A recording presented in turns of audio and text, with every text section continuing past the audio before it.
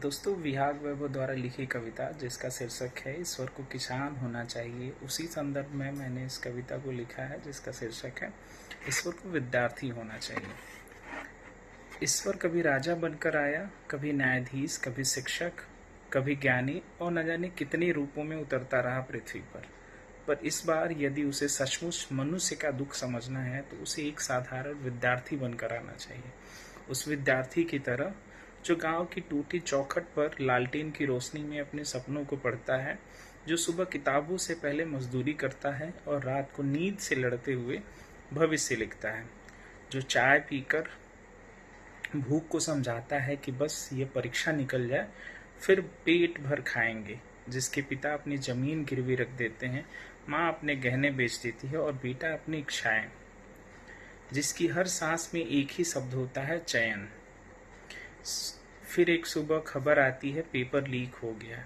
एक वाक्य सालों की तपस्या पर ऐसे गिरता है जैसे ओलों की मार पकी हुई फसल पर। किसी मंत्री का चेहरा नहीं झुकता, किसी अधिकारी की नींद नहीं टूटती, पर एक विद्यार्थी की आंखों से विश्वास मर जाता है। कुछ अपने आंसू छिपा लेते हैं, कुछ फिर से किताबें खोल लेते हैं और कुछ चुपचाप पंखे से लटक जाते हैं। उनकी जेब से कोई सुसाइड नोट नहीं बल्कि अधूरे सपने मिलते हैं।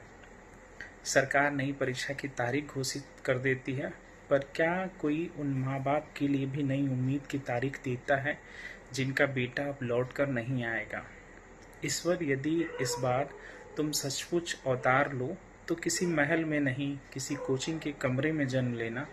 तुम्हारे 4 हाथ हों, एक हाथ में फटी हुई किताब, दूसरे में एडमिट कार्ड, तीसरे में माँ की उम्मीद और चौथे में रद्द हुई परीक्षा की सूचना। फिर देखना कैसे हर पेपर लीक तुम्हारे भीतर भी एक सपना मार देगा। मुझे विश्वास है उस दिन ईश्वर भी समझ जाएगा कि इस देश में विद्यार्थी होना सिर्फ पढ़ना नहीं, भूख से लड़ना, असफलता के डर से लड़ना, समाज के तानों से लड़ना और कभी कभी अपनी ही सांसों से लड़ना है। और शायद तब वह भी कहे, इस देश में ईश्वर होना आसान है, पर एक ईमानदार विद्यार्थी होना सबसे कठिन। धन्यवाद।